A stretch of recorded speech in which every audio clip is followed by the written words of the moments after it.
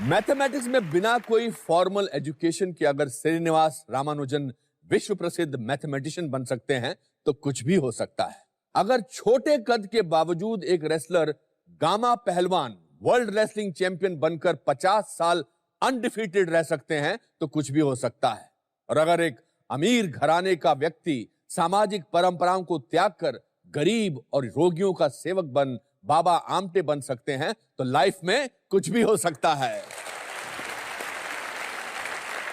दोस्तों, जिंदगी में कामयाबी तभी मिलती है जब इंसान अपने लक्ष्य के लिए एम्बिशियस से ज्यादा पैशनेट हो।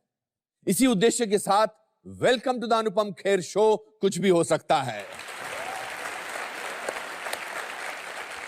दोस्तों, आज जो मेरे परम मित्र यहां आए हैं वो एक विस्फोटक शख्सियत है। इनके अंदर का जोश और उमंग एक 16 साल के बढ़ते बच्चे की तरह है, जिनकी उपस्थिति आपको मजबूर कर दे नाचने के लिए, गाने के लिए। प्लीज वेलकम हिंदुस्तानी सिनेमा के सबसे वर्सेटाइल एक्टर्स में से एक, the international star mister Anil Kapoor. Kapoor साहब, ऐसी बहुत कम चीजें हैं जो मैं आपके जीवन के बारे में जानता नहीं। बहुत सालों से हमारी दोस्ती रही है, लेकिन अपने दर्शकों को बहुत सारी चीजें बताने की ख्वाहिश है। पहली बात तो मैं शो पे कहना चाहता हूं कि ना केवल मैं आपका एज एन एक्टर फैन हूं, but as a person also मैं आपका बहुत बड़ा फैन हूं। मेरी अनिल कपूर साहब से मुलाकात 1983 में हुई थी, जब मैं महेश भट्ट साहब की फिल्म सारांश पर काम कर रहा था। पाली हिल होटल में मैं स्क्रिप्ट पढ़ रहा था। इतने में दरवाजा खुला, एक आदमी आया और बिल्कुल मुझे उसने इग्नोर किया। एक्टर की था और मैंने कहा ये अनिल कपूर है। और महेश भट्ट साहब को, जो मेरी कुर्सी के साथ बैठे थे, दूसरी जगह पे ले गए। उनको बोले कि आज मेरा दिलीप साहब के साथ बहुत इंपॉर्टेंट सीन है मशाल फिल्म में, और अब ये कैसे करना है। कट टू 30-32 साल बाद ये दिल धड़कने 2 की शूटिंग कर रहे थे और मैं इनको मिलने इनके घर पर गया। एक नौजवान लड़का फिर अपने स्टडी में बैठा वैसे ही सोच रहा था कि ये सीन कैसे करना है। तो वक्त बदला नहीं है आपके लिए। आपको मुलाकात याद है वो? ये दोनों चीज़ें मुझे याद नहीं है, मगर धीरे धीरे याद आ रही हैं। पाली होटल में गया था और यूसुफ साहब, दिलीप कुमार साहब, जो हिंदुस्तान के जो महान कलाकार हैं, उनके साथ सीन था। तो इमेजिन कर सकते हैं कि मेरा क्या हाल होगा। तो मैंने सोचा कि आपका तो वैसे, सॉरी टू इंटरप्ट यू, किसी महान कलाकार के साथ सीन नहीं भी होता है तो बुरा हाल उतनी मेहनत करते हैं। हाँ, उतना ही बुरा हाल होता है मेरा। नहीं, फिर भी इसमें 2-3 चीज़ें थी जी। मैं आज आपको खुल के बताता हूँ। जी जी। मैं महेश भट्ट साहब से सीखना भी चाहता था कि किस तरह इस सीन को परफॉर्म करना है, और थोड़ा एक इमेज भी बनाना चाहता था। देखो ये कितना मेहनती लड़का है, मेहनती सिंसियर एक्टर है, ताकि वो जो अगली फिल्म है, जो जब भी कभी वो प्लान करे तो उसमें मुझे ले ले। तो ये जैसे कि अनुपम जो हमेशा कहता है कि we are survivors and we'll be strugglers all our lives. तो साथ साथ में ये सब चीजें चल रही थी। तो ऑब्वियसली मैंने आपको इग्नोर किया। और एक्टर तो आपको पता है, उसको अपने सिवा और कोई नजर ही नहीं आता। He's like a horse with a blinker. तो एक किस्म का जो ये जो हम लोग, तो आपको पता है कि एक्टर्स का सर्वाइवल इंस्टिंक्ट, बचपन से स्ट्रगलर्स हैं। तो ज्यादा इंटेंशन ये था कि भट्ट साहब मुझे अपनी अगली फिल्म में ले ले। इस बार तो ले लिया इसको बूढ़े के रोल के लिए, नेक्स्ट फिल्म में मुझे ले ले। हाँ, वो आपको किस्सा अगर मैं दोहराना चाहूँ तो मैं आपको बताऊंगा कि मेरा जो आपके बारे में जो इमेज था उस वक्त, तो उन्होंने कहा कि भैया ये फिल्म मेरी एक उसका स्क्रीनिंग है अपना राष्ट्रीय प्रोडक्शंस में, तो आप जाइए राष्ट्रीय प्रोडक्शंस और देखिए। तो मैंने ठीक है। तो मैं वहाँ पहुँचा। तो जब मैं वहाँ पहुँचा तो स्क्रीनिंग ऑलरेडी हो रही थी, शुरू हो गई थी। वहाँ भी मैं स्क्रीनिंग से ज़्यादा राष्ट्रीय प्रोडक्शन में, I mean very honest, struggle करने गया था कि स्क्रीनिंग के बहाने कुछ वहाँ भी राज भरजातिया साहब मुझे कोई फिल्म में ले ले। सिर्फ भरजातिया को नहीं, मैं जितने वहाँ काम करते थे, जक्की साहब, गुप्ता साहब जी, सब कपूर साहब, सबकी चमचकरी करता था। तो पिक्चर शुरू हो गई थी तो मैं प्रोजेक्शन रूम में घुस गया। तो प्रोजेक्शन रूम से मैंने देखा कि एक कलाकार है जिसको मैंने अभी कुछ ही दिन पहले या 2 दिन पहले देखा है, जो मेरे ख्याल से मेरी उम्र का ही है, मगर ये बुजुर्ग बूढ़े का रोल कर रहा है। तो ऑब्वियसली मैंने देखा ही कि यार, मैं अपने देख ही रहा था नेगेटिव अप्रोच से, नहीं यार ये एक्टर गड़बड़ है यार, ये गलत है। तो मैंने महेश भट्ट साहब को पूछा, मैंने बोला Mahesh, the film is very good. Film भी मैंने कुछ ज्यादा देखी नहीं थी, एक आध सीन आपका देखा था। पिक्चर तो जबरदस्त है, मगर आपने कास्टिंग गलत कर दी है। अच्छा, मतलब वहां मेरा पत्ता काट रहे थे? पत्ता काट रहा था। मैंने बोला यार ये कास्टिंग आपकी जो है ये गलत हो गई है। Cut to Filmfare award देखिए सर, मुझे बेस्ट सपोर्टिंग एक्टर मिला और इनको बेस्ट एक्टर मिला।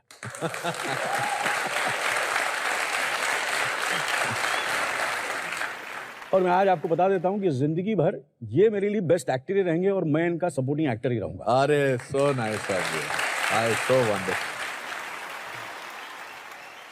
कपूर साहब, आपने देश के बहुत सारे लोगों को इंस्पायर किया है, न केवल एक्टर्स को। अगर मैं चाहूं कि आपसे पूछूं कि आप अपने आप को एक वर्ड में कैसे डिस्क्राइब करेंगे? जैसे मैं अपने बारे में बोलता हूं इटर्नल ऑप्टिमिस्टिक, ऑप्टिमिस्टिक। आप अपने आप को अगर कोई वर्ड देना हो तो क्या बोल रहे हैं? Labour class. Labour class, labourer. Labourer, how wonderful. मुझे ऐसा लगता है कि जिंदगी में काम के बारे में शर्म नहीं करनी चाहिए। कोई भी काम, मुझे कभी कोई भी काम, कैसा भी काम, कहीं भी, बड़ा हो छोटा हो, झोपड़पट्टी में हो, महल में हो, पैलेस में हो, मैंने कभी काम की शर्म नहीं किया। आदमी अपने आप को ये हमेशा सोचता रहे कि वो क्या लेके आया था और क्या लेके जाएगा। हम जब आए थे, आप शिमला से आए थे, मैं जो था चेंबूर का, वो तो मैं बोल नहीं सकता क्या बोलते हैं अपने ये अपने आप को चेंबूर का छोकरा समझ लो, छोकरा समझते हैं और मैं शिमला का छोकरा। तो यू नो, सो मुझे लगता है कि क्या था, कहाँ से शुरू हुए हैं और कहाँ हैं, तो मुझे लगता है कि for everything for us, so we have to be, you are eternal optimistic and for me I am a labour class actor. Let's talk about Chembur के दिनों की बात। मैंने सुना वहां पर एक तो आपके फादर प्रोडक्शन असिस्टेंट थे या प्रोडक्शन मैनेजर थे? नहीं, वो प्रोडक्शन मैनेजर नहीं थे, उन्होंने शुरू किया as an assistant director. Assistant किया, आसिफ साहब के असिस्टेंट थे जब आए वो। उसके बाद जैसे कि आजकल हम लोग वी हैव एजेंट्स, उन दिनों में सेक्रेटरी होते थे। तो पहले असिस्टेंट थे, फिर असिस्टेंट के बाद वो सेक्रेटरी बने गीता बाली जी के और शमी कपूर साहब के। और फिर सेक्रेटरी बनने के बाद फिर उन्होंने अपनी पहली फिल्म शुरू की with the blessings of Geeta Bali ji. Film का नाम था जब से तुम्हें देखा। तो उस वक्त हम चेंबूर में रहते थे। और चेंबूर में जब ये बच्चे नंगे पैर बेयरफुट खेलते थे, हाँ, या है ना? और आप अगर अभी कोई भी उस पे, जहां हम लोग नंगे पैर घूमते थे, चल के बताए, मैं उसको जो चाहे इनाम दे सकता हूँ। मतलब इतना डिफिकल्ट था? इतना डिफिकल्ट था। और वहां हम लोग ऐसे नंगे पैर घूमते थे जैसे अपना हाइड पार्क में घूम रहे London. Describe me your childhood. What was your routine of a childhood? You were not very good at studies, or you were good? तो मेरे को एक्सपोज करना चाह रहा? नहीं, एक्सपोज नहीं करना चाह रहा। I was, you see, to be honest with you, मैं ऐसा भी नहीं था कि, बट मैं आज तक कभी फेल नहीं हुआ। हाँ, ये तो बहुत बड़ी उपलब्धि है। हाँ, मैं आज तक फेल नहीं हुआ। मेरे घर में मेरे ख्याल से एक आध बार सब फेल हो चुके हैं, मगर मैं आज तक फेल नहीं हुआ। अच्छा। मेरा जो फोकस था घोड़े की तरह था, जब से होश संभाला, मैं सिर्फ एक एक्टर बनना चाहता था, कलाकार बनना चाहता था, एक्टर बनना चाहता था। तो इमेजिन कर लो कि पढ़ाई में आज तक कभी फेल नहीं हो, और जो चीज मैं करना चाहता हूं एज एन एक्टर, पहली बार उसका एग्जाम दिया, उसमें फेल हो गया। आप film and television institute Pune की बात कर रहे हैं। और मैंने सुना फिर आप गिरीश कर्नाड जो वहां के डायरेक्टर थे उनसे झगड़ा करने चले गए थे? झगड़ा नहीं, सब कुछ किया, मैंने झगड़ा किया, पांव पड़े, अच्छा, रोया, जो करना था मैंने किया। यार मुझे ले लो, इसका रिटन एग्जाम से एक्टिंग का क्या लेना था? अच्छा, तो मगर you know, rules are rules, so I was, you know, you were disheartened, very badly shattered. I was, हाँ, रात को तकिए के बहुत रोता था मैं। अच्छा, कि मैं फेल हो गया, मैं एक्टर नहीं बन सकूंगा। मगर आपको पता है, स्ट्रगलर, लेबर क्लास, और आपने क्या स्ट्रगल किया है। फिर एक कोई बाल कलाकार की कोई फिल्म थी जिसमें आपने ऑडिशन दिया था और उसमें भी आप फेल हो गए थे? हाँ, उसमें नहीं, उसमें पास हो गए। उसमें पास हो गए थे? उसमें पास हो गया और पूरा मेकअप लगा के आप नेक्स्ट डे स्कूल में गए थे? यस, वो पास हो गया। शशि कपूर साहब के बचपन का रोल करना था। What movie was that? तू पायल में गई, वो रिलीज नहीं हुई। अच्छा, आज तक वो बंद पड़ गई, मगर काम किया, प्राण साहब के साथ काम किया, बड़ा इंटेंस सीन था। बड़े सब इंप्रेस हुए कि यार ये कोई कलाकार है जबरदस्त। How old were you at this time? मेरे ख्याल से मैं 7th स्टैंडर्ड में हो गया, 10-11 साल था। उस वक्त से स्ट्रगलर था और उस वक्त से मेहनत करता था। अच्छा। उसमें मुझे सितार बजाना था। अच्छा, उस रोल के लिए। हाँ। तो मैं चेंबूर से 3 बस चेंज करके अपना ये जो बांद्रा खाड़ी है ना, हाँ। वहाँ उसके ऑपोजिट एक बिल्डिंग है, वहाँ मैं सितार सीखने आता था। अच्छा, ताकि मैं सितार, ऑथेंटिक सितार बजाऊं। ऑथेंटिक। उसकी कितने दिन शूटिंग की थी? उसकी की हमने 8-10 दिन। 8-10 दिन। You remember how much money did you get for that? पूछा ही नहीं, पैसे कौन पूछता, रोल मिल गया, काम मिल गया। एक बार कहो, जो मेरी पहली फिल्म थी, मतलब एज राजश्री वालों की, हाँ, एज राजश्री, उसमें 1500 रुपए मिले थे। तो उसमें अगर 1500 मिले थे, दैट वाज इन 1981 और 80, उसमें 1500 मिले, तो यहाँ कितने 500 रुपए मिले होंगे या 200 रुपए मिले होंगे, जो भी है। And Surinder ji, your father was not interested in you wanting to be an actor. नहीं, मैंने उनको बताया भी नहीं था कि मैं यहाँ तो ये शूटिंग करके आए थे, उनको नहीं पता था? नहीं बताया नहीं, वही तो इसलिए तो मैंने कहा मैं आया ताकि सबको पता चले। मैं मेकअप ही नहीं उतारा, पूरी रात मेकअप के साथ सो गया। अच्छा। हाँ, ताकि पता तो चले लोगों के मैं कलाकार बन गया। मेकअप के साथ मैं स्कूल भी गया। अच्छा। हाँ, ताकि वो स्कूल बच्चे जो हैं स्कूल में पढ़ते हैं वो देखें और देखो ये बड़ा लाल लाल लग रहा है ये। स्ट्रगल क्या करते थे? बॉडी बिल्डिंग वगैरह कुछ करते थे या कुछ? नहीं, मुझे गलतफहमी थी कि मेरी बॉडी बहुत अच्छी है और मेरी टांगी बड़ी, I have got great legs. अच्छा, ये गलतफहमी थी? गलतफहमी थी। तो मैं समझता था कि आर्नल्ड श्वार्ज़नेगर उन जमाने में उनके लेग्स जो जबरदस्त थे, जो हरक्यूलिस रोल करते थे उनके लेग्स वगैरह। तो मुझे गलतफहमी थी कि मेरे बाएं इतनी अच्छी नहीं है, चेस्ट इतना अच्छी नहीं, मेरी टांगे बड़ी अच्छी हैं। ये आपको लगता था? हाँ, मुझे ऐसा लगता था। हर कलाकार को एक गलतफहमी होती। तो 2 बार मैं एक्सपोज हुआ इससे। एक मैं एक्सपोज हुआ, मैंने सत्यू साहब की फिल्म की थी कहाँ से गुजर गए। हाँ। तो उसमें जॉगिंग का शॉट था। अच्छा। तो सत्यू साहब ने बोला यार तू ट्रैक पैंट पहन ले वगैरह वगैरह। एंड नहीं, no sir, I will just wear shorts so that I look very sexy, and the big leg, tight thighs and all those kind of things. तो मैंने वो, आपको देखना चाहिए वो सीन, ऐसा लग रहा है कि अब ढूंढेंगे। वो देखिए वो सीन, तो मैं जॉग कर रहा हूँ और ऐसा लग रहा है कि 2 माचिस की तीलियां हैं, वो भाग रही हैं।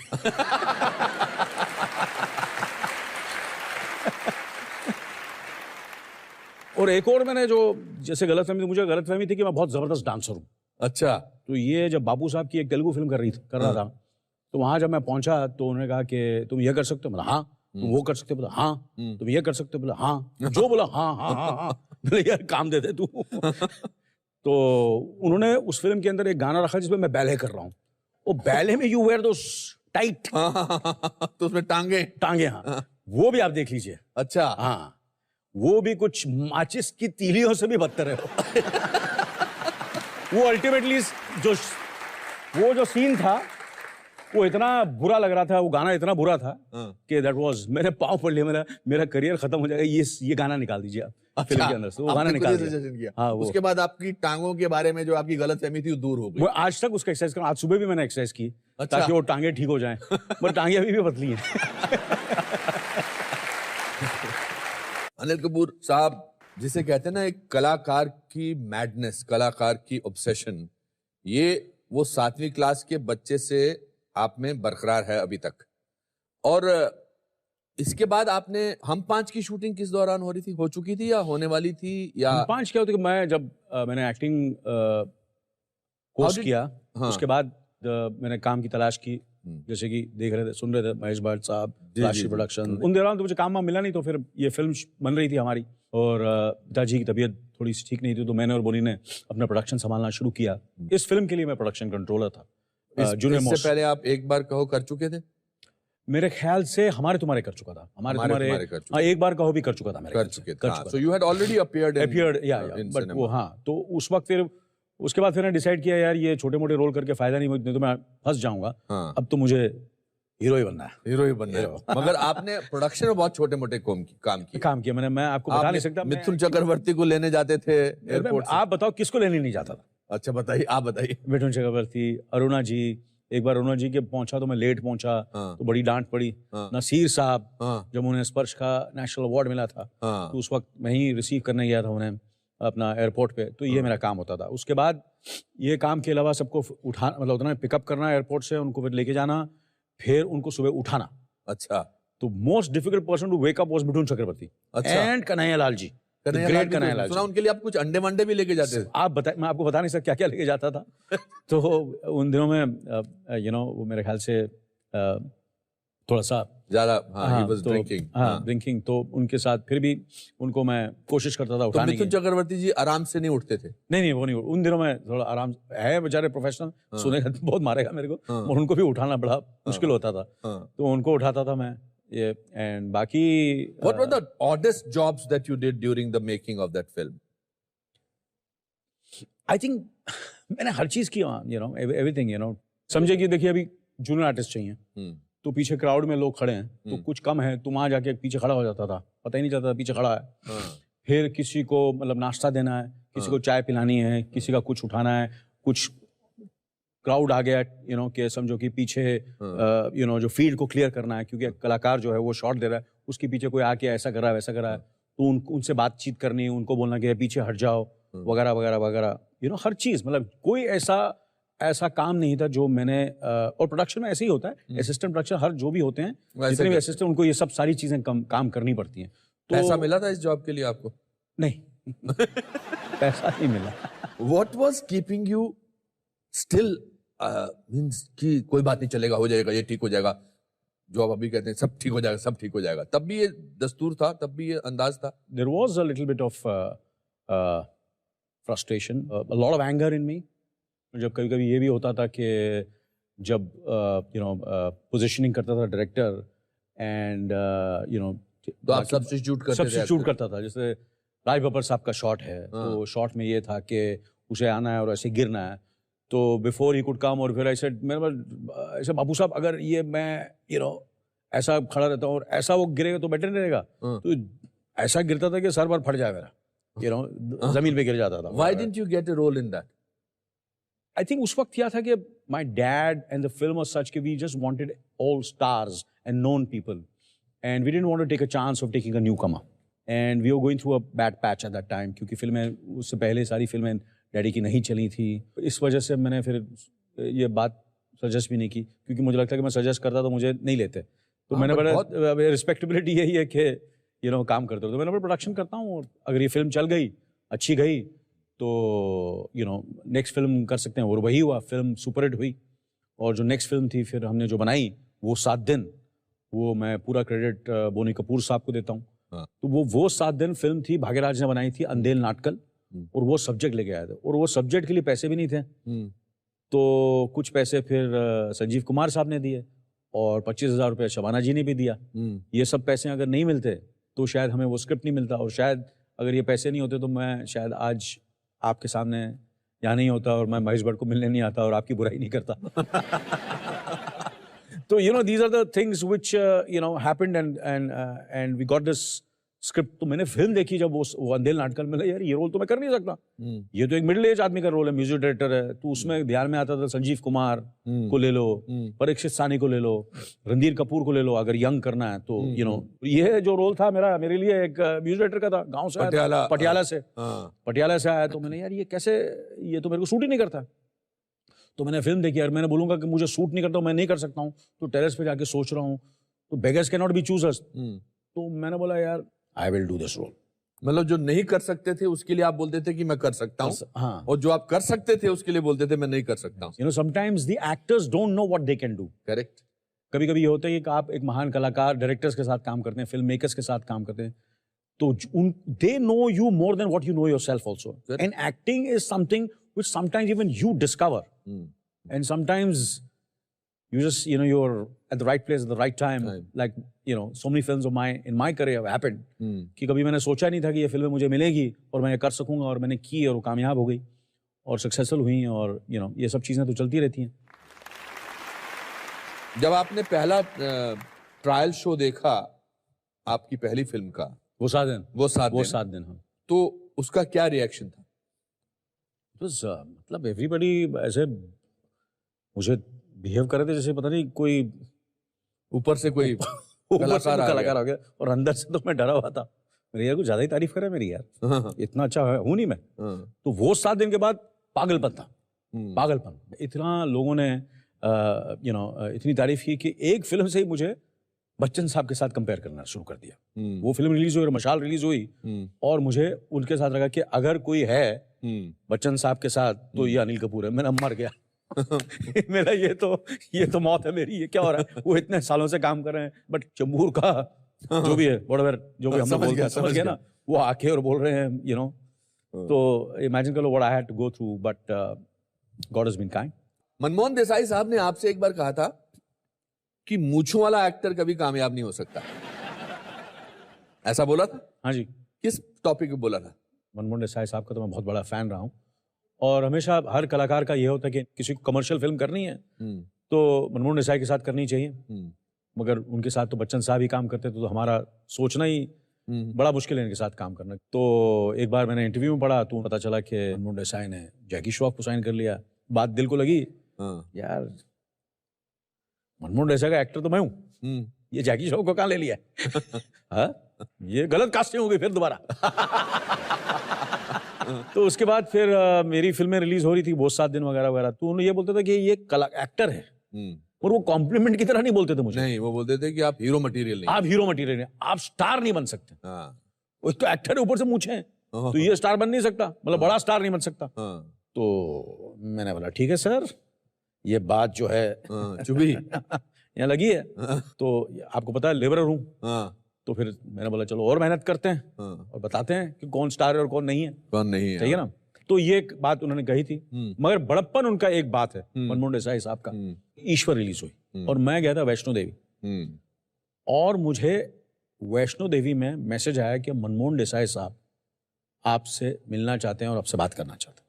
तो उन दिनों में तो मोबाइल फ़ोन होते नहीं थे, तो मैं बम्बई आया, मैंने फ़ोन किया उनको, मैंने बोला आप मिलना चाहते, तो इतनी मेरी तारीफ़ की, इतनी तारीफ़ की मेरी, कि मैं आपको बहुत दिलदार आदमी थे वो। हाँ, बहुत ज़बरदस्त आदमी थे। उन्होंने मुझे फिर एक फ़िल्म ऑफ़र की, क्यों ना, ये मेरा बेटा बना रहा है फिल्म। मिला सर, मैं आपके साथ काम करना चाहता हूँ, आपकी प्रोडक्शन में काम करना चाहता हूँ, मैं आपकी बहुत इज्जत करता हूँ। स्क्रिप्ट सुनी, मगर वो पिक्चर फिल्म बनी नहीं, क्योंकि वो गुजर गए।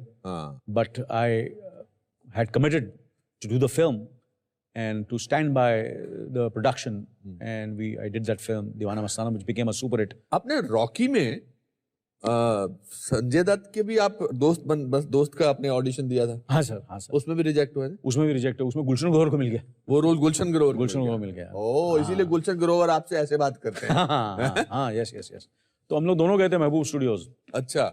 महबूब स्टूडियो में जाता था कि यार, तो मैंने दत्त साहब को नहीं, मैंने संजय दत्त से थोड़ा मिलते हैं तो शायद वो बोला अपना इन्फ्लुएंस डाले। तो उसमें नहीं, उसमें भी रिजेक्ट हुआ, और स्वामी दादा में भी। अच्छा, जो जैकी को मिला रोल? जैकी रोल को मिला। तो ये 2 रोल जो बड़ा रिग्रेट हुआ है, बड़ी मैंने मेहनत की, देव साहब को मिला वगैरह। ये 2 फिल्में बड़ा दुख होता है मुझे, दोनों फिल्में मुझे नहीं मिली। आप क्रोधी में भी कुछ सुभाष घई? अरे यार, क्रोधी की बात मत कीजिए यार। क्यों?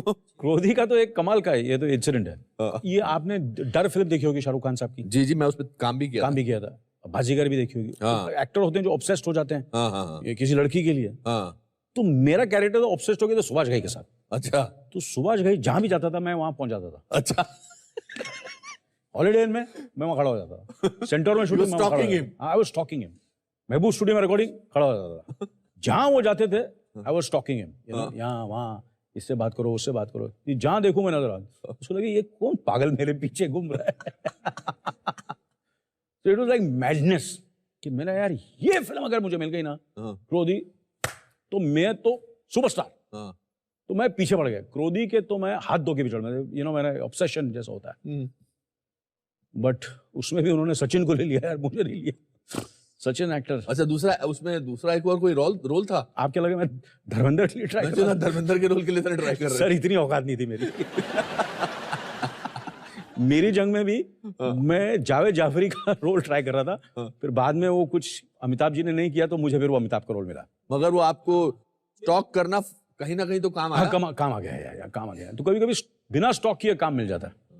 तो ये मेरी जंग के लिए मैंने स्टॉक नहीं किया, किसी को मिला नहीं। जावेद साहब ने मेरा नाम सजेस्ट किया, रमेश सिप्पी साहब को, फिर उसके बाद यश चोपड़ा साहब को, और फिर मुझे मशाल मिली। फिर वो मशाल रिलीज़ हुई, मशाल में मेरा काम देखा फिरोज़ खान साहब ने और सुभाष घई साहब ने। तो एक ही दिन में मैंने जांबाज और मेरी जंग साइन की। इस दौरान एक तरफ आपका करियर की जद्दोजहद चल रही थी और एक तरफ आपका इश्क पनप रहा था सुनीता के साथ। हाँ जी। आपने सुनीता से फोन पे बात की थी पहली बार? हाँ जी, उन्होंने की थी, मैंने नहीं की थी। अच्छा। क्योंकि उनकी अंग्रेजी मेरे से बेहतर थी। अच्छा। तो मैं तो इसलिए वही आवाज और अंग्रेजी से मैं पागल हो गया था। अच्छा। यार ये क्या इंग्लिश बोलती है यार।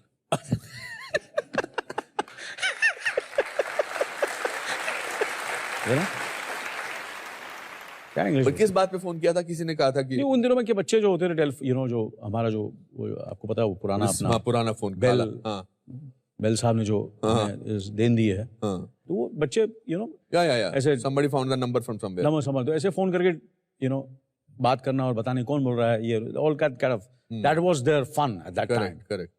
बट मुझे इश्क हो गया उस आवाज से, उस अंग्रेजी से, इंग्लिश से। अरे ऐसे कौन बोल रहा है? Guess who's speaking?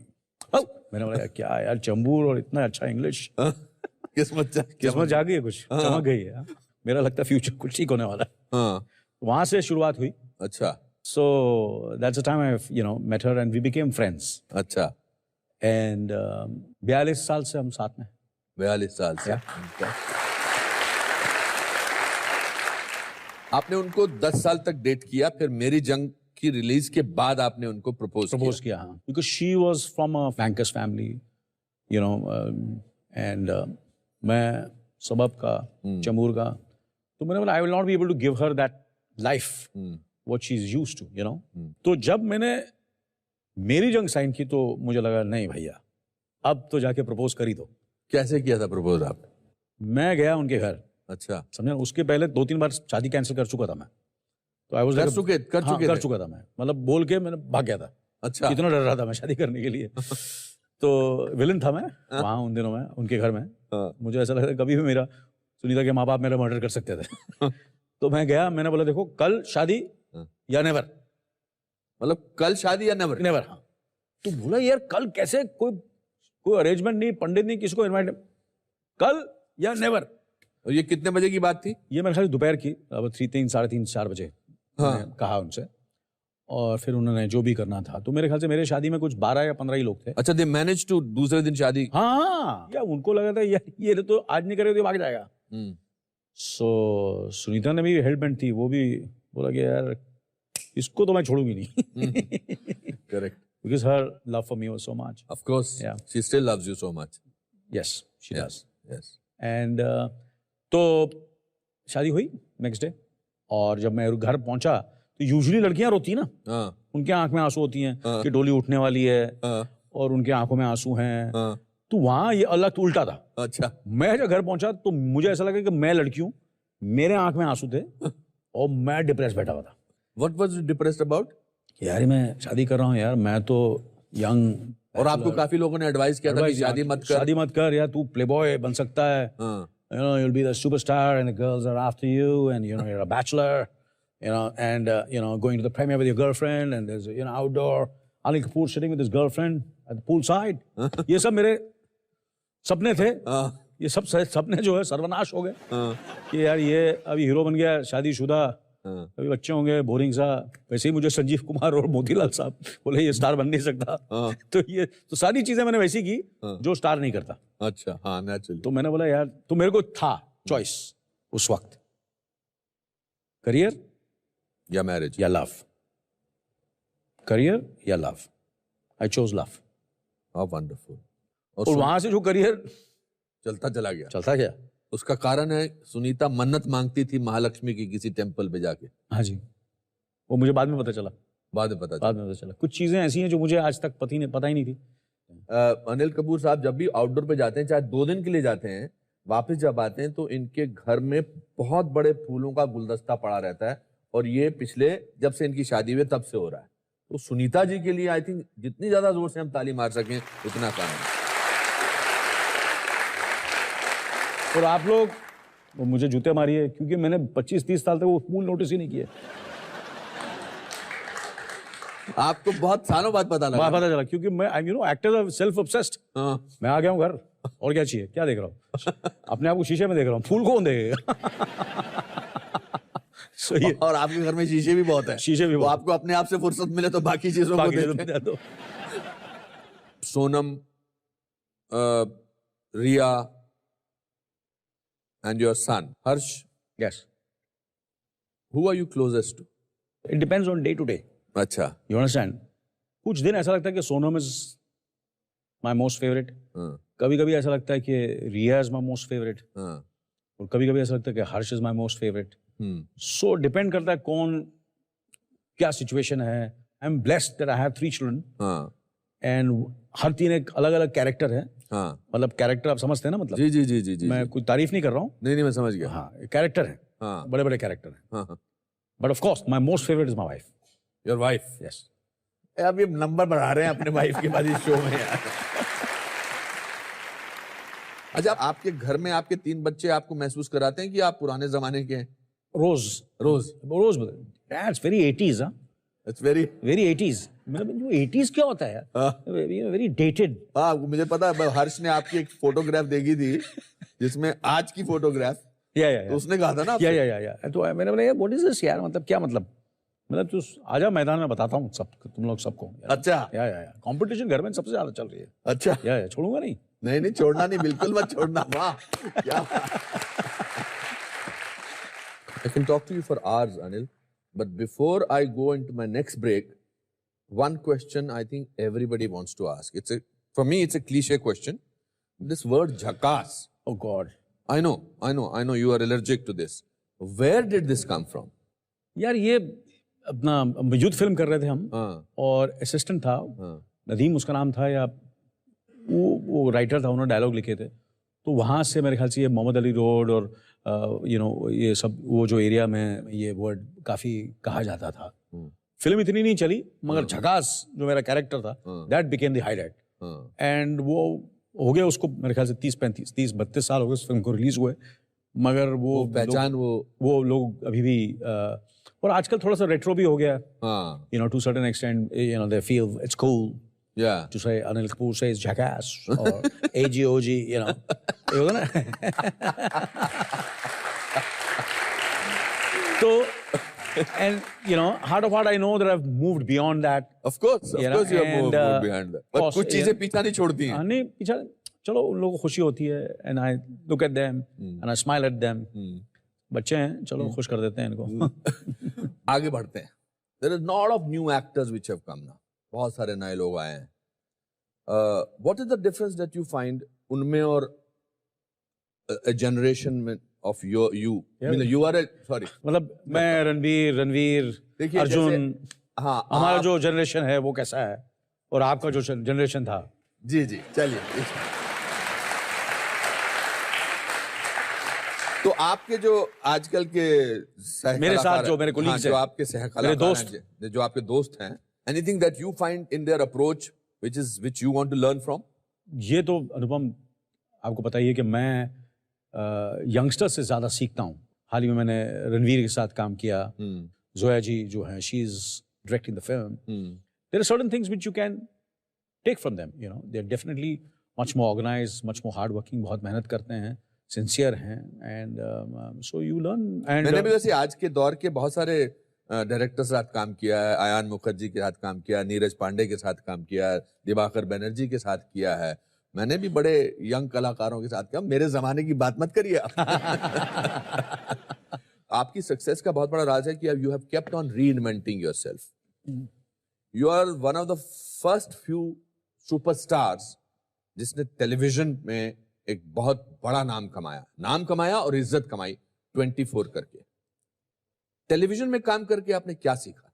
मेरी हमेशा रिग्रेट रहा है कि मैंने थिएटर कभी नहीं किया। मैंने थिएटर, मैंने कॉलेज में था तो मैंने 1-2 प्लेस किए, उसमें मुझे बेस्ट एक्टर अवार्ड भी मिला। दिलीप कुमार। मैं आपको ये फेंक दूं, आप अपने आप को बहुत बड़ा थिएटर का एक्टर समझते हैं? अरे आप मेरी तारीफ कर रहे हैं, मेरी बुराई कर रहे हैं? नहीं, थोड़ी बहुत बुराई भी कर रहा हूँ।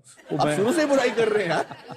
तो जिस तरह थिएटर में जिस तरह का गरीबियत और मेहनत और पैशन है, जो जो टेंशन, जो डर कि यार बस यही है, बस अभी तो पिक्चर रीटेक नहीं है इसमें, तो वो वाली फीलिंग टेलीविजन में बहुत मजा आया इसमें। मुझे लगता है कि मेरे करियर में बहुत सी फिल्में की हैं, मगर जो 24 में जो मुझे करने का मजा आया, I can compare it to the best. तो दोस्तों अब वक्त आ गया है ऑडियंस में से कुछ भी हो सकता है मोमेंट को पेश करने का। For that let's go. बैठिए आप। अच्छा, आप क्या लगता है मैं ऐसा खड़ा नहीं हो सकता? अरे मैं खड़ा हो सकते यार, बिल्कुल खड़ा हो सकते आप। मैं आपके पाँव पड़ता, आप मुझे माफ कर दीजिए। बैठिए मेरे से, बुजुर्ग को बैठिए। अरे I am a young boy. You are a young boy. Simran आइए सिमरन जी। सिमरन जी आ गई है। अरे Such a pleasure. Please बैठिए। सिमरन बैठिए। ये बड़ा, हमेशा मैं यही सवाल पूछता हूँ कि कैसा लग रहा है आपको अपने चहेते कलाकार के साथ? Right now I'm on the top of the world. How wonderful. बहुत अच्छा लग रहा है। मेरी बहुत ख्वाहिश थी कि मैं इनको देखूं, but I never thought in my wildest dream also कि मैं कभी इनके सामने ऐसे, I mean, I'm going to share the stage with you. How wonderful. with both of you. क्या करती हैं आप सिमरन? मैं फैशन डिजाइनिंग करती हूँ सर. अच्छा, आपको ये एज ए हीरो ज्यादा पसंद है या as a romantic person? As a romantic person, sir. Oh my God. I love his stubble look, sir. His love is The stubborn. only हमेशा कहता हूँ आपका इंडस्ट्री में क्या कंट्रीब्यूशन? हाँ. लोग बोलते हैं मैंने इस फिल्म में काम किया, मैंने वो किया, मैंने ये इंट्रोड्यूस किया, मैंने वो इंट्रोड्यूस किया. मेरा कंट्रीब्यूशन इंडस्ट्री का क्या? Stubble. Yes. Stubborn is my contribution. Do you have anything romantic to say to him? ना उनके सामने बैठने के क्या बाद आप मेरे उनका दिमाग हाथ में पकड़ कुछ- लीजिए ना आप थोड़ी 2 मिनट के या लिए. मैं साइड कपूर में साहब, प्लीज, मैं क्या इसमें क्या?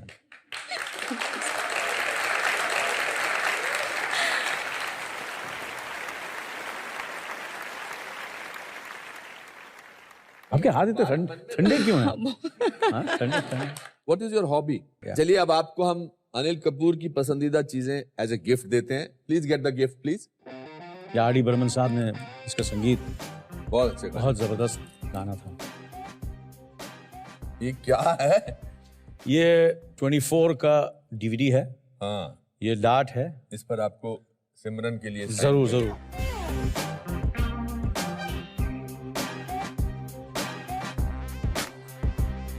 Very good.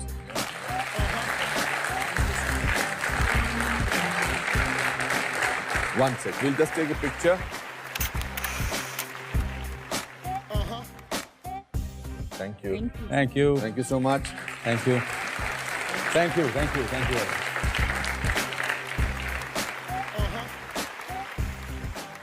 Kapoor साहब, this is one of the richest episode of the Anupam Kher show. कुछ भी हो सकता है.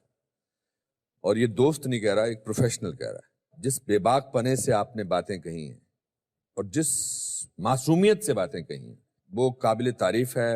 एंड मैं चाहूंगा कि जब मुझे 30 साल बाद दादा साहब फाल्के अवार्ड मिल रहा हो और वो कहें कि we are asking now young actor newcomer Anil Kapoor to present this award, I will be the happiest person on that.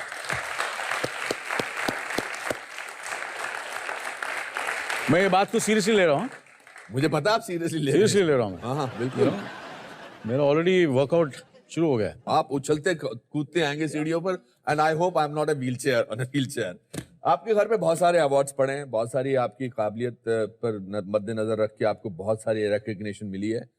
मगर हम अपनी मोहब्बत जो है इस एक कागज के टुकड़े पर लिख के देते हैं. और मैं इसको तो I will make sure that ये आपके घर पर फ्रेम करके लग जाए. जरूर लगेगा. मैं क्योंकि आपको इसमें हमारे जज्बात हैं. आपको बोलने की जरूरत नहीं है सर, ये लग गया समझ लो. बस तो ये जज्बात मैं आपको पढ़ के सुनाना चाहता हूं दर्शकों को. भारतीय सिनेमा जगत के सदाबहार व लोकप्रिय अभिनेता अनिल कपूर को हमारा प्रणाम. आपकी प्रतिभा एक मिसाल है आने वाली पीढ़ी के लिए. आपका उत्साह हमें प्रेरित करता है और कठिन परिश्रम करने के लिए उकसाता है. आपका अनुष्ठान और दृढ़ता आपकी उपलब्धियों का कारण है. आपके द्वारा निभाए गए किरदार आम आदमी के जीवन की गाथा हैं. आप इसी प्रकार अपनी प्रतिभा से हमें प्रेरित करते रहें, यही हमारा निवेदन है. अनुपम खेर. आइए सर.